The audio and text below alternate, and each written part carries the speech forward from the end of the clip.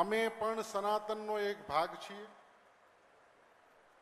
સનાતનને કોઈ ગાળ દે એટલે અમને પણ વહમો લાગે છે. સનાતનના કોઈ દેવી દેવતાઓ માટે કોઈ આગુ પાછું બોલે તો એને લેશ માત્ર અમારા મનની અંદર ક્યાંય સહન ન કરી લે એવી શિક્ષા અને વિદ્યા સાથે ઘડાયેલા અમે સાધુ છીએ.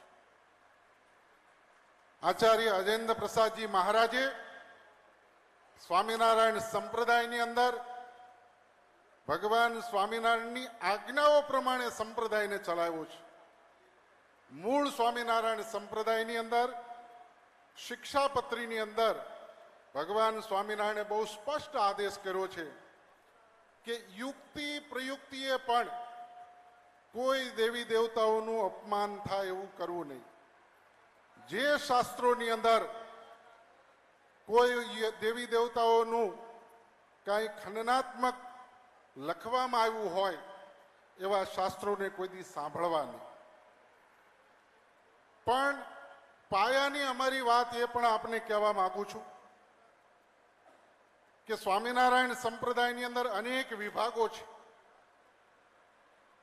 અમે મૂળ સંપ્રદાય તરફથી બોલીએ છીએ જે શિક્ષાપત્રી ભગવાન સ્વામિનારાયણે 200 વર્ષ પૂર્વે લખી, જેમણે સ્વામિનારાયણ સંપ્રદાયની સ્થાપના કરી, જે આચાર્ય પરંપરામાં અમે આવીએ છીએ એના તરફથી હું બોલું છું કે ભગવાન સ્વામિનારાયણે શિક્ષાપત્રીની અંદર જે આ બકવાસ કરેવી કોઈ બાબતો નથી લખી અને એટલા માટે અમે સનાતનના 6 મુદ્દા સ્વીકારેલા છે અને લેખિતમાં સ્વીકારીએ છીએ અને એના ઉપર કોઈ પણ એક્શન લેવા હોય તો એમાં અમારા ધર્મગુરુ આ સનાતન મંડળની સાથે રહેશે.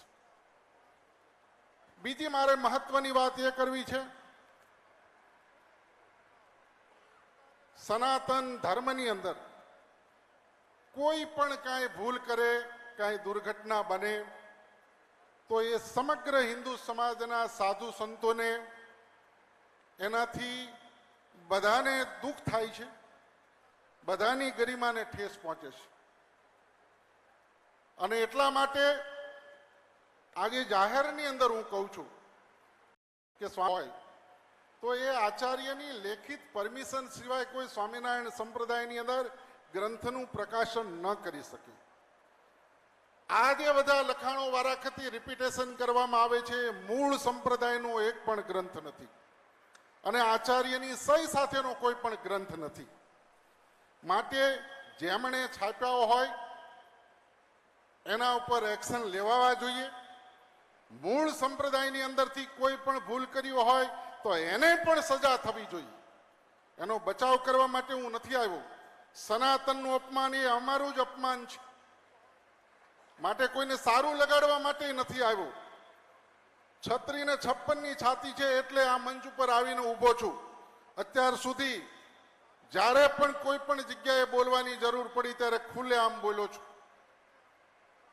માટે સ્વામિનારાયણ સંપ્રદાયની અંદર અમારી તો પરિસ્થિતિ એવી છે કે મૂળ સંપ્રદાયના આચાર્યશ્રી આ બધી બાબતોની અંદર કંટ્રોલ લેવા માટે જે બધા નિયમો બનાવ્યા એના કારણે આ મૂળ સંપ્રદાયના આચાર્યને જ રિમૂવ કરી નાખવામાં આવે છે.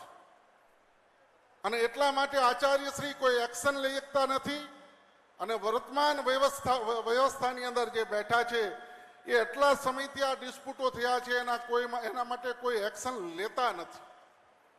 એટલે મૂળ સંપ્રદાયના એક સાધુ તરીકે આપ સૌના ચરણોમાં પ્રાર્થના સાથે કહું છું કે મૂળ સંપ્રદાયનું બંધારણ, મૂળ સંપ્રદાયના આચાર્યશ્રીઓ આ બાબતની અંદર અમારા પરમ પૂજ્ય લાલજી મહારાજ સુરતની અંદર પણ જગતગુરુ શંકરાચાર્ય શ્રી મહારાજ શ્રી સાથે, મુક્તાનંદજી મહારાજ સાથે, બધા સંતો સાથે બેઠી અને એમનો જાહેરની અંદર ખુલાસો એમણે કર્યો છે. સંપ્રદાયની અંદર અનેક વિભાજનો છે.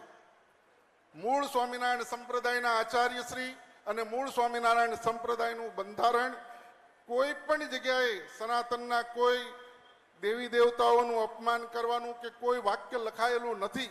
સનાતન ધર્મનો અમે ભાગ છીએ.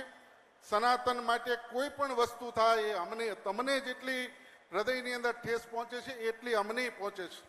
માટે મૂળ સંપ્રદાયમાં આચાર્ય પરંપરાથી જે પણ બહાર નીકળીને પોતાના વાડા ખડા કર્યા છે એમના બધા સાહિત્ય અને એમના બધા પ્રશ્નોની અંદર આ બધો બાબતો છે. એ સાથે હું મારા વક્તવ્યને સમાપ્ત કરું છું.